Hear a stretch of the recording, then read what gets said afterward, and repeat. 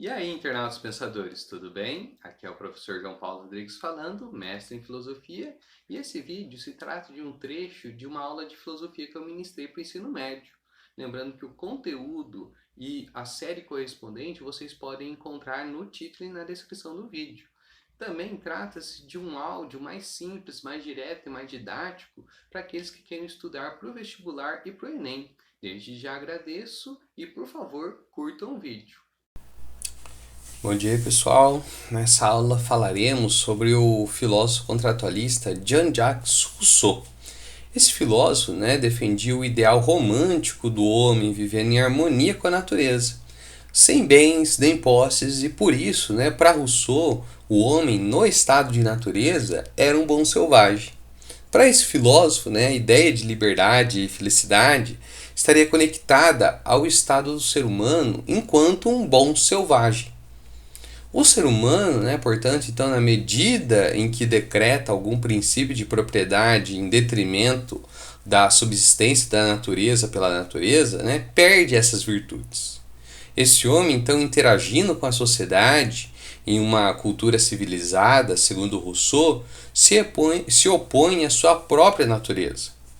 Afinal, de acordo com o filósofo, o mal existe e a humanidade seria responsável pela existência de tal mal.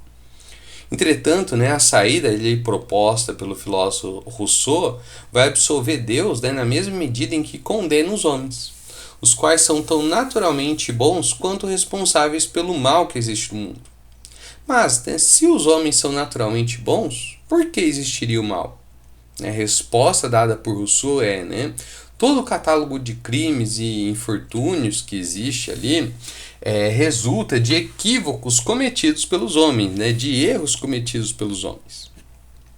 A ideia é que os homens então fugiram de sua natureza original ao estabelecerem desigualdades entre si, por conta ali da maneira como eles passaram a viver com o que estava além do que lhes fora dado pela natureza. Com isso, o Rousseau ele entende que tanto o problema do mal quanto a sua solução depende da ideia de que o mal se desenvolveu com o tempo, a natureza humana foi alterada. Então, disso, a gente pode perceber que o mal resulta de uma alteração da natureza humana. Então, igualmente, ele pode ser erradicado.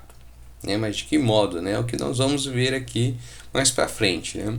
Por isso, para Rousseau, o homem ele nasce livre e por toda parte encontra-se a ferros. Isso porque o homem ele nasce bom, mas é corrompido pelo processo civilizatório. Tal contrato ele era podre nas suas bases e ao invés de libertar o ser humano, trouxe algemas para ele. Pobreza e também domínio de um grupo pequeno, ou seja, dos proprietários sobre a maioria, que eram os não proprietários.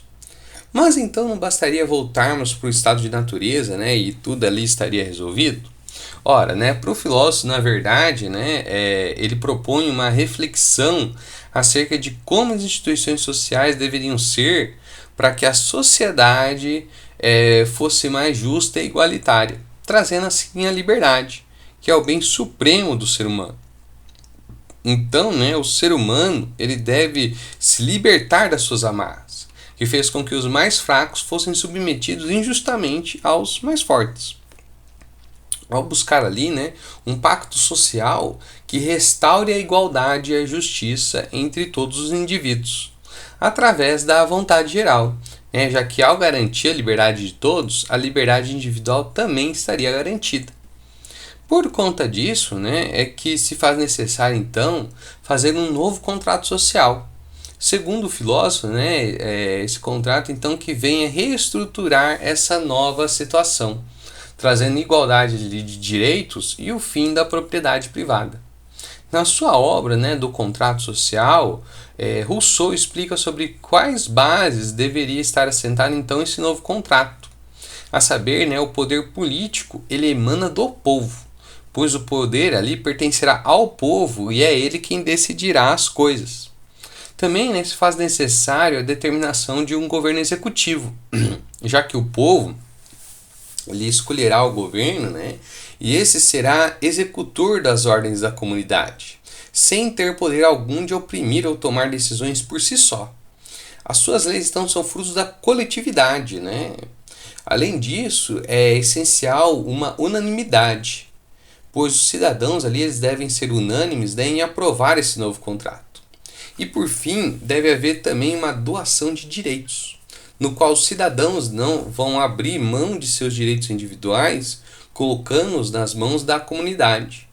Isso inclui sua liberdade, mas como ele é legislador de si mesmo, ele é livre, pois as limitações que a lei prescrever serão aquelas que ele mesmo achou por bem descrever, né? Ele mesmo quem determinou tais limitações.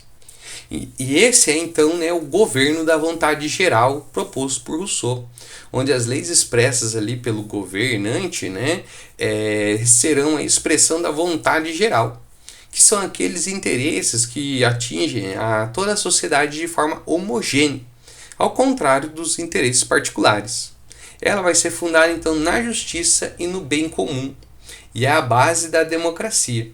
Em resumo, né, no contrato social de Rousseau, né, proposto por Rousseau, os homens são senhores de si e de seus direitos. Não há propriedade privada e nem desigualdade.